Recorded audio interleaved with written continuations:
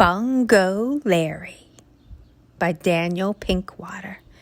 Illustrated by Jill Pinkwater. "Hello," I said.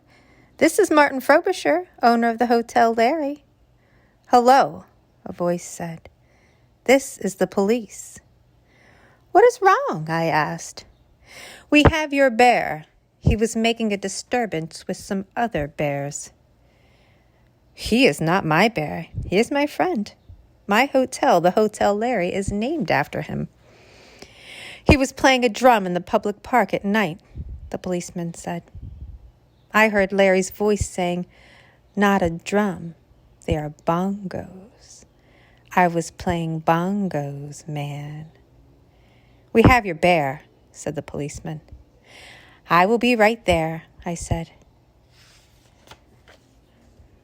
At the police station, I had to sign a paper saying I promised that Larry would not make noise at night. "It was not noise. It was music," Larry said.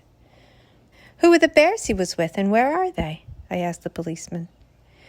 "He was with 3 other bears, bear number 1, bear number 3, and a bear named Roy, all polar bears." "Roy is his brother," I said. "All 3 bears gave their address as the city zoo," the policeman said. "The zoo sent a taxi for them." "I am sure the bears meant no harm," I told the policeman. "It is against the law for bears to make noise in the park after 8 o'clock, the policeman said. "If they do it again, someone will have to pay a fine." "I am sure Larry understands," I said. "Policemen are squares," Larry said. In the car, I said, "Larry, I'm surprised at you. I do not mind that you bongoed in the park after 8 o'clock, but it was rude for you to say that policemen are squares. They are only doing their job." "Well, I am rebelling," Larry said. "You are rebelling? What are you rebelling against?" "What have you got?" Larry asked. I told my wife, Semolina, and my daughter, Mildred. "Larry said the policemen are squares." "Oh, my," said Semolina. "He played bongos in the park at night. He says he is rebelling." "Maybe he is going through a phase," Semolina said. "Maybe," I said, "but he will be a bad influence on our daughter, Mildred." "Larry is cool," Mildred said. The next day, Larry did his job. He is the lifeguard at the hotel swimming pool. Once, in Bayonne, New Jersey, he saved my life and became my best friend. That is how I met Larry. When he was finished working, he came to supper wearing a beret and sunglasses. "Cool shades, Larry," Mildred said. After supper, Larry read us a poem. "Are muffins like fish?" by Larry. "Fish are good to eat, and muffins are good too. I like them both, muffins and fish. I like blueberry muffins, but there are no blueberry fish." The next night, Mildred had a beret too, and sunglasses. She was dressed all in black. After supper, Larry and Mildred played a tape of saxophone music. They sat on the floor and snapped their fingers. "That was crazy music," Larry said when the tape was finished. "Oh, I don't know," I said. "I thought it was pretty good." Larry and Mildred looked at each other. "He's square," Mildred said. "He's got corners," Larry said. "They think I'm square," I said to Semolina. "You are, you know," Semolina said. "You are not cool." I looked in the mirror. "I'm not square," I said. "I am cool." That night, I heard Larry bongoing in the basement. I went downstairs to the basement. Larry had turned out the lights. He had put a candle in a 1-quart cod liver oil bottle. He was sitting and bongoing. Now and then he would stop bongoing and take a sip of blueberry juice from a cup. "Hey, Martin man," Larry said. "I am digging my painting. You dig it too." I dug his painting. It was a big painting, leaning against the wall. It looked like blobs. "What is it a painting of?" I asked Larry. "It is a whole bunch of crazy, far-out, never-ending double cool blueberry muffins," Larry said. "It is very nice," I said. "Are the blue blobs the blueberries?" "No, man, those are the fish," Larry said. "The fish?" "Well, there are fish in it, too." "Cool," I said. "You dig it?" Larry asked. "I dig it the most," I said. Two can play at this game, I thought. The next day I got my black sweater. I got my shades. I got my sandals. I went out and found a really nice pebble and hung it around my neck on a leather shoelace. I looked in the mirror. "I am so cool," I said. That night at supper, I said, "After we finish our far-out fish cakes, let's all go out and make the scene. We'll dig some insane sounds and some finger-popping poetry." "Cool," Mildred said. "Frantic," Larry said. "I have to go upstairs and put on my cool clothes," Semolina said.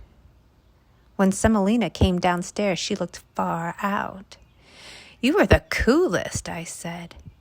"Those are crazy threads," Larry said. "Mom, are your earrings lizards?" Mildred asked. "They are plastic, dear," Semolina said. "Now let's go and have a groovy time." We drove to the old part of town. "Where are we going?" Larry asked. "A place I know," I said. "Look, here it is." "This is the Cafe Mama Bear," Larry said. "I have always wanted to come here. It is the most." "To say the least," I said. We went inside. The place was full of bears.